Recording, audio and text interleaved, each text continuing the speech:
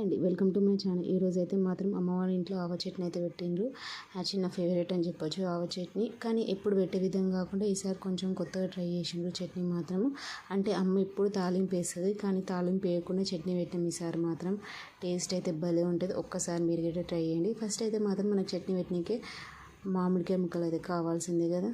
ఇవి వచ్చేసి 30 కాయలు అనుకుంటా. కొంచెం కట్ చేసినాక కొంచెం పచ్చి ఉంటుంది కదా, అందుకే కొద్దిసేపు ఎండలో ఆరబెట్టినాము. మామిడికాయ ముక్కలలో దాని లోపల ఉండే జీడి గీట వేసేస్తున్నాం. మేమైతే ఆవ చట్నీ అన్నాం కాబట్టి ఫస్ట్ అయితే మాత్రం మనకు ఆవపిండి కావాలి, కారం పొడి, దొడ్డుప్పు, రా సాల్ట్ ఉంటుంది అది కొంచెం మిక్సీ పట్టి, లేకపోతే మనం తీసుకోవాలి తప్ప సన్న సాల్ట్ అది తీసుకోవద్దు. రా సాల్ట్ మిక్సీ పట్టి తీసుకోవడం. ఇక్కడ వచ్చేసి కారం పొడి, ఇంకా కొంచెం మెత్తి పొడి, కొంచెం జీరా పొడి, ఇంకా మెయిన్ అయితే మనకు కావాల్సింది ఆవపిండి, మనం ఇంట్లో గ్రైండ్ చేసినవన్నీ. ఇక్కడ వచ్చేసి మాత్రము కొన్ని మెంతులు కూడా పక్కకు తీసి పెట్టుకోవాలి. మెయిన్ అయితే మాత్రం అన్నీ మనం మిక్సీ పట్టి పెట్టుకునే ఉన్నాయి కదా, ఆవపిండి, జీరాపిండి అన్నీ గిట వేసుకొని, కారం పొడి గిట వేసుకొని అన్నీ బాగా కలుపుకోవాలి. కొంచెం పసుపు గిట వేసుకోవాలి. అన్నీ వేసుకున్న తర్వాత అన్ని పొడులు బాగా కలిపిన తర్వాత వెల్లుల్లి ఉంటాయి కదా, వెల్లుల్లి అవి మొత్తం ఒక కప్ వేసుకున్నామంటే చట్నీలలో టేస్ట్ బాగుంటుంది. ఇక్కడ వచ్చేసి వెల్లుల్లి పేస్ట్ గిట వేసుకోవాలి. నేను కొలతలు అన్నా కదా, 4 కప్పుల మామిడికాయ ముక్కలకి 1 కప్పు కారం పొడి, 1 కప్పు ఆవపిండి, 1 కప్పు సాల్ట్, ఇంకా కొంచెం జీరా పొడి, ఇంకా కొంచెం మెంతి పొడి వేసుకోవాలి కంపల్సరీ. ఒకవేళ మనకి పులుపు అనేది తక్కువ ఉంటే మాత్రము ఆవపిండి గిట తక్కువ వేసుకోవచ్చు, సాల్ట్ గిట కొంచెం తక్కువ వేసుకోవచ్చు. ఒకవేళ సరిపోలేకున్నా అని ఒక 3-4 డేస్కి అయితే మనం కంపల్సరీ అయితే మాత్రం సాల్ట్, కారం పొడి గిట సరిపోకపోతే గిట మనం మళ్ళీ వేసుకోవచ్చు. అన్ని పొడులు అవన్నీ వేసుకున్న తర్వాత మనం మామిడికాయ ముక్కలు వేసుకోవడమే. మామిడికాయ ముక్కలు వేసుకున్న తర్వాత బాగా కలపాలి, ముక్కలకి బాగా కారం పొడి గిట్ట బాగా పట్టేది వరకు. ఇక్కడ చూడండి, మేము వచ్చేసి ఆయిల్ వచ్చేసి నూనె వేస్తున్నాము, పచ్చి ఆయిల్ వేస్తున్నాము, కాగబెట్టిన ఆయిల్ అయితే వేసలేము.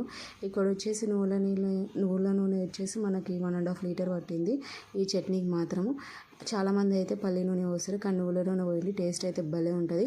ఎప్పుడు చేసే విధంగా కాకుండా తాలింపు అయితే అస్సలు వేయలేము. తాలింపు వేయకుండానే జస్ట్ పచ్చిది వేసేసినాము చట్నీ గిట. ఇంకా టేస్ట్ అయితే మాత్రం ఎట్లుంటుందని అనుకోవద్దు, చాలా బాగుంటుంది టేస్ట్ అయితే మాత్రము. మీరు ఒక్కసారి ట్రై చేసినారంటే మళ్ళీ ఇదే విధంగా ట్రై చేయండి. చాలా సింపుల్ చట్నీ పెట్టడం, ఒక 10 మినిట్స్ మనకి. ఎందుకంటే ఇవన్నీ పొడులు రెడీగా ఉంటే ఒక 10 మినిట్స్లోనే అయిపోతుంది మనకి చట్నీ పెట్టడం. ఇక్కడ వచ్చేసి మాత్రం మేమైతే మడతమానలో పెడుతున్నాం. చట్నీ అనగానే కంపల్సరీ మనకు గుర్తొచ్చేది మడతమాను. ఇక్కడ వచ్చేసి ఉండండి, చట్నీ అయితే కలిపేసినాము. మేమైతే మాత్రం వెల్లుల్లి అయితే చాలా తక్కువ వేసినాము, అందుకే 3-4 డేస్ తర్వాత వెల్లుల్లి అనేవి ఇంకా ఒక బౌల్ అంతా వేసుకోవాలని అనుకుంటున్నాము. టేస్ట్ బాగుంటుంది.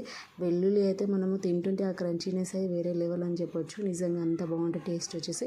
ఇక్కడ వచ్చేసి మేము అన్నాం కదా 30 కాయలు అనేది చాలా సింపుల్. 30 కాయలు అనేది ఇక్కడ బాగానే మాకు సరిపోతుంది అనుకోవచ్చు చట్నీకి అయితే మాత్రం. ఎప్పుడైతే మాత్రం 20 కాయలు ఇట్లా పెడతాం, కానీ ఈసారి మాత్రం 30 కాయలు ఇట్లా పెట్టినాము. చట్నీ అయితే స్మెల్ గుమాయిస్తుంది నిజంగా చెప్పాలి. ఆవపిండితో పెడుతున్నాం కదా చట్నీ, నిజంగా ఆవ స్మెల్ అయితే మాత్రం భలే వస్తుంది నిజంగా చెప్తున్నాను. కానీ మేమైతే మాత్రం ఇప్పుడు అల్లం చట్నీ పెడతాం. అంటే అల్లం చట్నీ కొంచెం చల్వ అంటారు, ఆవపిండి అయితే మాత్రం వేడి అని అంటారు కదా, అందుకే మాత్రం ఎప్పుడు అల్లం చట్నీ పెడుతుండే. కానీ ఈసారి మాత్రం ఆవ చట్నీ స్మెల్ అయితే నాకైతే భలే ఉంది. చూస్తుంటేనే స్మెల్తో అయితే తినాలనిపిస్తుంది, అంత టేస్టీ ఉంటుంది దశ మనకైతే మాత్రం. వచ్చేసి మనం ముక్క బాగా ఊరాలి, అంతా మెత్తగా కావాలంటే మాత్రం మ్యాక్సిమం 1 మంత్ అయితే పడుతుంది. ఒకవేళ మనకు ఆయిల్ గిట్ట ఏమైనా